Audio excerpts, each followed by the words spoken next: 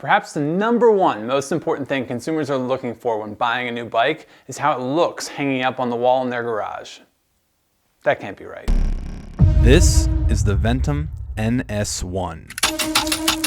I've had this bike for 8 months and put over 2,300 miles on it.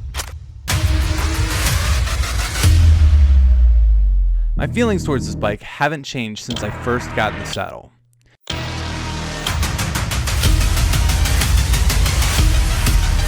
Today, I'll take you through the build process, the specs on my bike, the ride quality, and what I do and do not like about this bike. So this is the fourth road bike that I've owned, and it's the first high-end road bike that I've owned. I started out with a 2009 Giant Defy, aluminum frame, the most beginner bike you can imagine. From there, during the pandemic, I got into cycling in a big way when everything else was closed down. So I got on Craigslist and I found this 2013 Giant TCR. My first carbon fiber frame and huge upgrade from the Giant Defy. But it wasn't too long before I was riding that bike and got hit by a car, and that was the end of that bike. Thankfully, not the end of me. As I was recovering and able to get back on a bike again, I was able to use my brother's old Fuji aluminum frame. Not the best bike fit for me in terms of size. I think it was a little bit too small, but it was enough to get me back on the road, and that was the most important thing. As I started my bike search, I was looking at every bike imaginable. I was looking at all the manufacturers, even the obscure ones. And when I came across Ventum, I thought they were doing a lot of great things with their bike, enabling you to order it, custom every aspect of the bike. I liked that they were an American company and that all the bikes were assembled in their headquarters in Utah. But beyond that, I just liked the way it looked. The Ventum website has a bike builder where you can assemble a completely custom bike. You have your choice of 4 different paint options, as well as both SRAM and Shimano group sets. From there, you choose your frame size, crank size, bar width, and stem length. When it comes to wheels, they give you 7 different choices ranging from shallow alloy climbing wheels to deep carbon race wheels. You can also add a power meter if you're feeling fancy. When I went through this build out, I didn't really have a lot of data to know what size crank, bar, and stem I should go with, so I just selected the biggest size. It might be worth a chat with your local bike fitter to figure out the best options for you though. I remember the first time I got on the bike after getting it, I went after some local KOM attempts on Strava because I wasn't able to get them before my previous bike, and I wanted to test it out and see what the difference was between this bike and the old Fuji. And I got them by a significant amount. And I'm sure part of it was mental, but the physical aspect of being on that bike really inspires confidence. It is fast. What's interesting is that at slower speeds, I didn't really notice a big difference between the bikes. But as I got faster, that's when I could tell.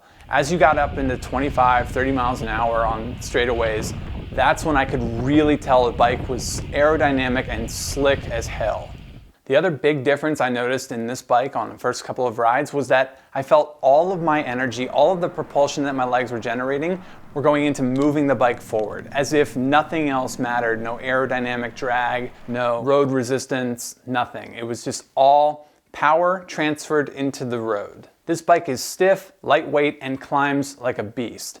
I'm fortunate to have a lot of mountains near where I live, and I do like to climb them. So having a good climbing bike was an absolute necessity when it came to getting a bike. And of course, the inverse of climbing is descending. And this bike is exceptional at descending.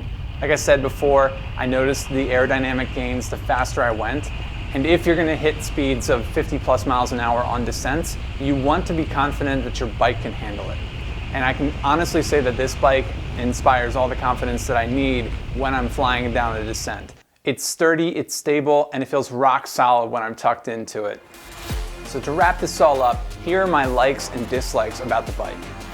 I love the way it looks. I definitely notice that I'm getting a lot more head turns when I pass by from other cyclists, as you might expect, and also pedestrians and motorists. I also like the way it feels, the way it handles. I'm able to put this bike through the paces and know that I'm going to get out everything that I ask of it. What I don't like about this bike is the lack of paint options. I went with the raw carbon finish, not because it was necessarily the color or design that I was looking for, but it's the best one that I liked out of the 4 that they offered. The one thing I have in the back of my mind for future me is getting a custom paint job, but that'll have to wait. Another thing that I am not a fan of is the saddle that comes with the bike. I had to replace it after a couple hundred miles because I was just so uncomfortable sitting on it. But that's a personal thing, it's totally me. Not every saddle is right for every body. Once I swapped it out, all the problems that I was experiencing, all this pain, the soreness, they were gone. But if you've been cycling for a while, you're probably familiar that you're gonna have to shop around to find the best saddle for you, and that's just the instance in this case. It wasn't the right one for me. The other thing that I will mention is when I first got the bike and I was climbing with it, I would stand up, and when I was applying pressure to the handlebars, I noticed some squeaking and some creaking as I would rock back and forth with my weight on the bike. And that went away over time. Initially, I was a little bit concerned when I was hearing the squeaking, but it did go away over time, and it's been about 8 months since I've last heard any noise coming from it at all. I think it was just like a getting to know each other phase as the bike had been just built and all the parts really hadn't settled in just yet. In conclusion, I will say that the best bike for you is anything that inspires you to get out and ride more. This bike definitely fits the bill for me, as I have put more miles on this bike than any other bike I've owned in a very short amount of time. If you're looking to buy a Ventum NS1, I can confidently recommend it to you. It's a great bike, the best bike I have ever owned. Full stop. If you want to know a little bit more about the bike, after I bought it, I actually invited the founder of the company on my podcast to talk a little bit more about his journey and share his story about how he created the company. You can find that episode right here.